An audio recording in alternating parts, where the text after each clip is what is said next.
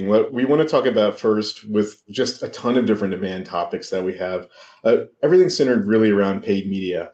And what we're realizing is the main theme that we're seeing now, especially in 2025, is simplification of paid media. Over the last, I'd say, dozen years, maybe even 20, marketers have been solving problems with software. Typically, there's a gap in the team or there's an issue you need to solve, and you're like, oh, what platform can I use to solve this? And then let me assign the owner and get through onboarding, and then, rah, rah, rah, let's see the ROI and see the results. Those days are kind of done. You can't really solve problems with software anymore. Software is not a strategy. Not only that, but everything's so ubiquitous now, you can get more done with AI, and you have really specialized people on your teams. So unpacking that, what do you think is going to change in terms of the landscape with digital simplification, and how are we impacted now that we're living in kind of a post-software as a strategy world? Yeah, I mean, I think it's we went from marketers always wanting more. We are really good at adding. We're really bad at deleting. Yeah. At an event I was at last week, I was talking to someone, and they said one of our largest customers for content syndication uses 60 vendors just for content syndication. Can you imagine their ingest, cleanup, managing, standardizing structure, right? Yeah. And in our quest for more, we've just gone to these crazy scale platforms just to add stuff, versus I just don't think we've done a good job of connecting the dots. And I think some of these new platforms that are coming in are doing a much better job of saying, what are the 3 signals that are most important? Yes. Do I need all the stuff I have? And even if I have it, do I know how to action it? Completely correct. Yeah. Right? And if you break that down between what a marketer thinks the action is versus what a seller thinks an action is. And I think if we just started with the seller first, I think you and I were chatting about it. The seller knows how to sell product A, product B, product C, solution A, solution B, solution A, service A, service B, service C. They know how to do that. But we as marketers, we throw up. We come in and bring in all this data from all this activity history and all these touches and say, here you go, Mr. Seller, do something with it. I just don't think that works. I think we need to go back to simplification of someone is looking for this. This is why we know it's true. Here are the 3 most important signals or 4 more important signals that you should care about, even though we may have 27 signals that are important to marketers, but may not be relevant to a seller, and start there.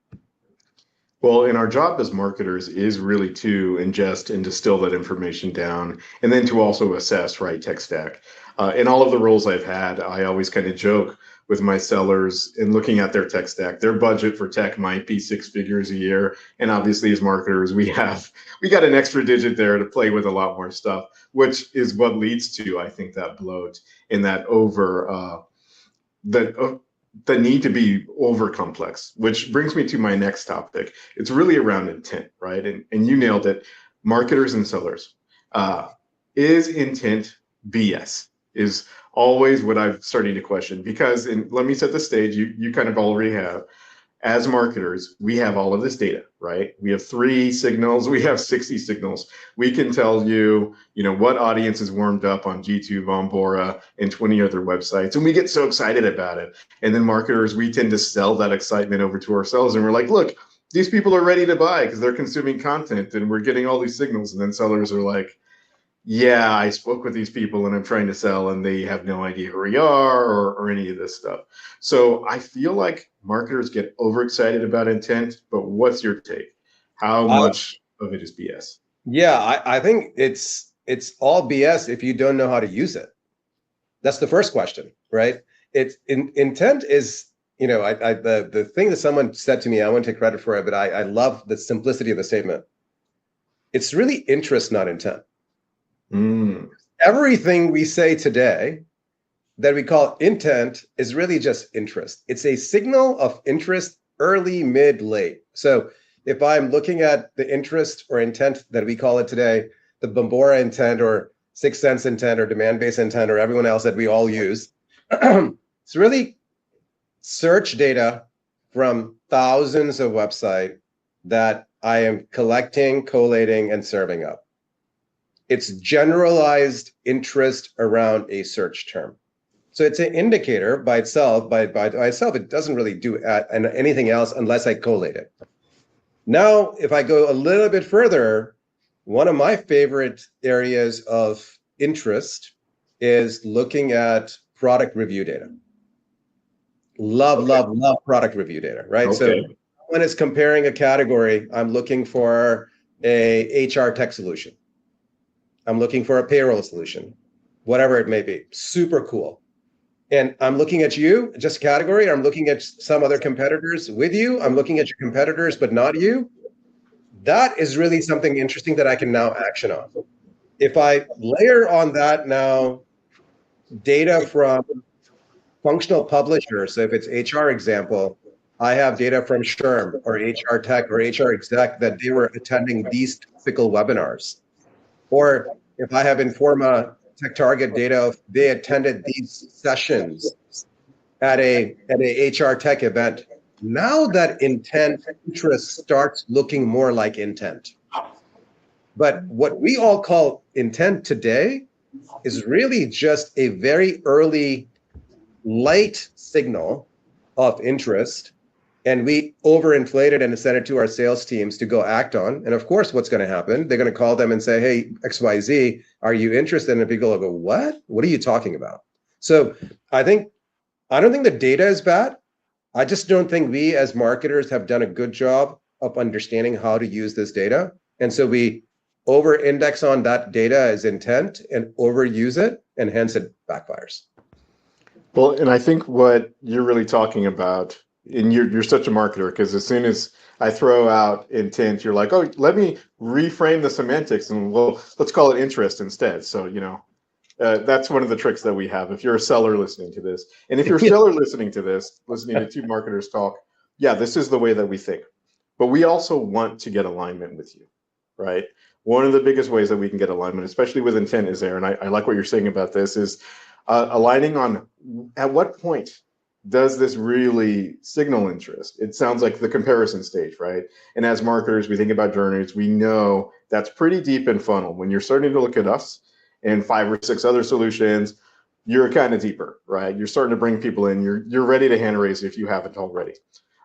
Which brings us really close to my last question, which is ROI.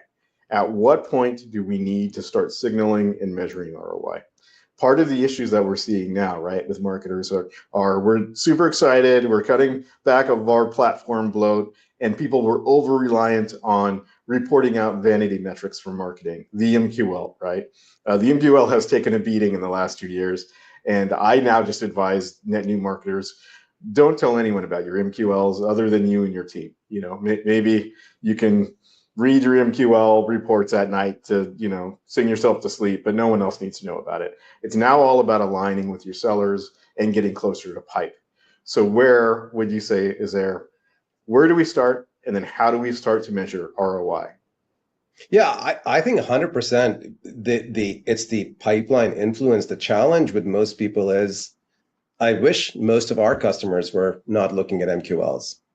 I haven't seen that change.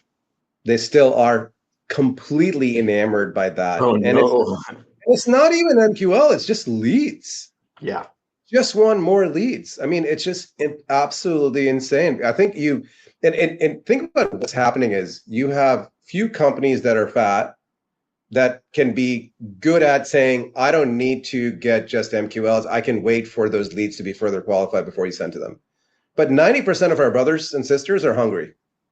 And when you have hungry people on the other side, what happens? Doesn't matter. I understand that it needs to be better, but I don't have the patience to wait. If I have private equity money, I have zero patience to wait. Just send, right? I think that's what's driving the bad behavior is we've set certain metrics because of that. We have heat on us to go do it, even though we may understand that we don't need to do it. To me, minimally, we should be the functional marketer should look at platform metrics as a starting point to say, how do I optimize? But they should think about what's the one conversion point that I can control? And if that conversion point is book a demo hand raiser. If it's a conversion point is book a meeting hand raiser. If a conversion point is start a free trial hand raiser, whatever that is, that's something you can control. And then you sort of focus all your metrics on that, all your sub metrics to make sure something you're doing is right or wrong up to that point. Oftentimes, we sometimes don't even have a visibility, especially in larger companies, on what's impacting pipe or what's impacting sales. So when we sometimes say go to pipe or sales, I think pipe is the right place to start if you have access to it. If not, find a metric that you can control and index on that from a conversion perspective. Love it. And all of this stuff really does go back to just communicating between the teams and getting alignment first, right? And then running ahead. Well, that's all we have time for today. Just hitting those 3 beats. I love chatting with you. I know we're going to talk some more about some other stuff. Thanks again. Thank you.